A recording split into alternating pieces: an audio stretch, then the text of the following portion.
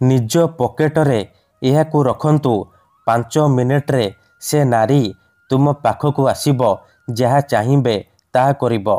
आज्ञा हाँ, जदि आपण सुंदरीरु सुंदरी झियो बा सुंदरी भाउजको मने मने भल पाउचंती, तार सुंदरता को देखी ताड़को आकर्षित हेउचंती, किंतु जेते चेष्टा कले मध्य ताकू पटेई पारुनांती, ताकू निजर मन कथा कहिबाकू डरुचंती। आउ आपण चाहुचंती कि से झियो बा नारी निजे आसी आपणकू भल पाउची बोली कहू आपणकर सबु इच्छा पूरण करू, तेबे आजिर एही भिडियोटी आपणकर इच्छा को पूरण करिबो। केवल आपणकू निज पकेटरे एही जिनिस रखिबार अछि। ग्यारंटी देउची 5 मिनिट्रे से झियो हेउ बा विवाहिता नारी आपणक प्रेमरे दीवानी हो जीवो, पागली परी आपणकू भल पाइबो। एही बशीकरण साहाय्यरे हजार हजार लोक माने लाभवान होइचंती। सुंदरीरु सुंदरी झियो बा पड़िशा घर सुंदरी भाउजको अति सहजरे पटेई पारिछंती। तेणु आपण भी मो कथा मानी निज पकेटरे एही जिनिस रखंतु। ग्यारंटी देउची जेउ झियो पटु नथिला से झियो आपे आपे पटिजिबो, निजे आसी आपणकू भल पाउची बोली कहिबो। जेउ विवाहिता नारी बा पड़िशा घर भाउजको आपण दिन राति भाबुचंती, से नारी निजे तुमको फोन करिबो, हाथ धरिकी घर को डाकिबो, जहा चाहिबे ताहा करिबो। नमस्कार फ्रेंड्स, ओडिया फंडा चैनल को आपण मानकू स्वागत। आजिर एही भिडियोटी रे मु आपनकू बतेइबी आपण किपरि झियो पटेई पारिबे, विवाहिता नारी पटेई पारिबे, ताठारू निजर मन मुताबक काम हासिल करि पारिबे। एही वशीकरण दुनियार सबुठारू महाशक्तिशाली वशीकरण। एहार प्रयोग केबे भी खाली जाएनी। जिए भी एहाकू करिछि सफल होइछि। वर्ष वर्ष धरी भांगी जाइतिबा पुराणा प्रेम को फेराई आनी पारिछि। सुंदरीरु सुंदरी भाउजको पटेई पारिछि, ताठारू निजर मन मुताबक काम हासिल करि पारिछि। तेणु मोर आपण मानकू अनुरोध कि मनरे कोनोसी खराब उद्देश्य किंबा कोनोसी खराब काम पई आपण एही वशीकरण प्रयोग करिबेनी। काहेकि ना एही वशीकरणर कोनोसी प्रकार काट नाही। मात्र थरे, हाँ फ्रेंड्स, मात्र थरे जेउ झियो बा नारी उपरे एही वशीकरण प्रयोग करिदेबे, सीए सेही समय ठारू आपणक आड़कू आकर्षित हेबाकू लागिबो। राति दिन आपणक कथा भाबिबो। आपणक प्रेमरे एमिति दीवानी हो जिवो कि आपणकू न देखी रही पारिबनी। केवल आपणकू निज पकेटरे एही जिनिस रखिबार अछि।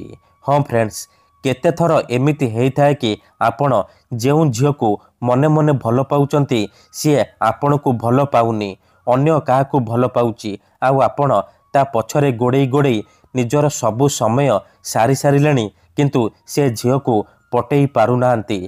तेणु जदि आपण भी एहीपरि परिस्थिति रे पड़िचंती, जेते चेष्टा कले मध्य से झियोकू पटेई पारुनाहांती, तेबे मो कथा मानी आजी निज पकेटरे एही जिनिस रखि दियंतु।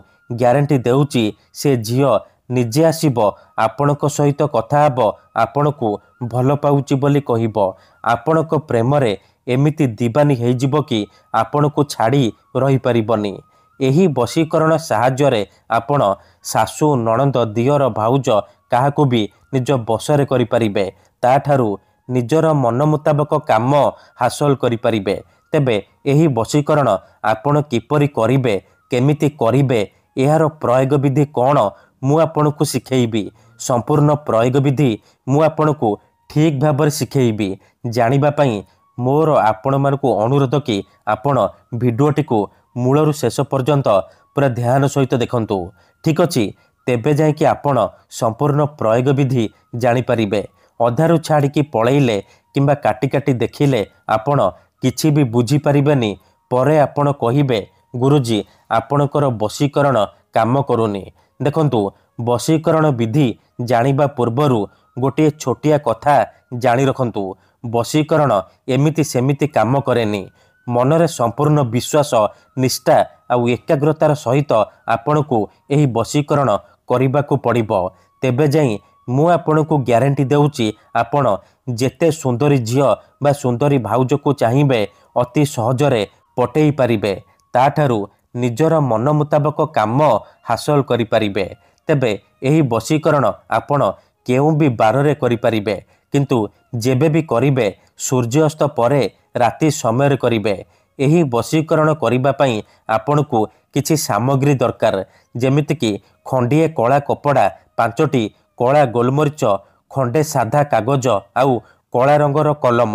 ଏତିକି ଜିନିଷ ଆଣିସାରିବା ପରେ କ'ଣ କରିବେ, କୌଣସି ଏକ ଜାଗାରେ ଚୁପଚାପ ବସି ପଡ଼ିବେ, ଯେଉଁଠାରେ ଆପଣଙ୍କୁ କେହି ଦେଖିବେନି କିମ୍ବା ଡାକିବେନି। ତାପରେ ଆପଣ କ'ଣ କରିବେ, ଯେଉଁ କଳା କପଡ଼ା ଆଣିଛନ୍ତି ସେ କଳା କପଡ଼ାକୁ ନିଜର ସାମ୍ନାରେ ରଖିବେ। ତାପରେ ଯେଉଁ 5ଟି କଳା ଗୋଲମରିଚ ଆଣିଛନ୍ତି ସେ 5ଟି କଳା ଗୋଲମରିଚକୁ ଡାହାଣ ହାତରେ ମୁଠେଇକି ଧରିବେ ଆଉ ଆଖି ବନ୍ଦ କରିକି ସେହି ଝିଅ ବା ନାରୀକୁ ମନେ ମନେ ଭାବିବେ, ତାର ମୁହଁକୁ ନିଜ ମନରେ ଭାବିବେ। ତାପରେ 5 ଥର ସେ ଝିଅ ବା ନାରୀର ନାମ କହିବେ। ତାପରେ ମୁଠା ଖୋଲିବେ ଆଉ ସେ ମରିଚରେ ଗୋଟିଏ ଥର ଫୁଙ୍କିଦେବେ। ଏତିକି କରିସାରିବା ପରେ ସେ 5ଟି ମରିଚକୁ କଳା କପଡ଼ା ଉପରେ ରଖିଦେବେ। ତାପରେ ଯେଉଁ କାଗଜ ଆଣିଛନ୍ତି ସେ କାଗଜରେ କଳା କଲମର ସାହାଯ୍ୟରେ ଗୋଟିଏ ମନ୍ତ୍ର ଲେଖିବେ। ମନ୍ତ୍ରଟି ଏହିପରି: ଓମ୍ କାମିଚ୍ଛାମୟୀ ଆମୁକଂ ସର୍ବମୋହି କରତି କରତି। ଆମୁକଂ ଜାଗାରେ ଆପଣ ସେ ଝିଅ ବା ନାରୀର ନାମ ଲେଖିବେ, ଯାହାକୁ ଆପଣ ନିଜ ବଶରେ କରିବାକୁ ଚାହୁଁଛନ୍ତି। କାଗଜରେ ମନ୍ତ୍ର ଲେଖିସାରିବା ପରେ ସେ କାଗଜକୁ କଳା କପଡ଼ା ଉପରେ ରଖିଦେବେ। ଏତିକି କରିସାରିବା ପରେ ସେ କଳା କପଡ଼ାକୁ 3ଟି ଗଣ୍ଠି ପକେଇକି ବାନ୍ଧିଦେବେ। ସେ ଗୋଟିଏ ପୁଟୁଳି ହେଇଯିବ। ସେ ପୁଟୁଳିକୁ ଆପଣ 3 ଘଣ୍ଟା ପାଇଁ ନିଜ ପାଖରେ ରଖିବେ, ନିଜ ପକେଟରେ ରଖିବେ। 3 ଘଣ୍ଟା ପରେ କ'ଣ କରିବେ, ସେ ପୁଟୁଳିକୁ ନେଇକି କୌଣସି ଏକ ବରଗଛ କିମ୍ବା ଓସ୍ତ ଗଛ ମୂଳରେ ରଖିଦେଇ ଚୁପଚାପ ଘରକୁ ଫେରି ଆସିବେ।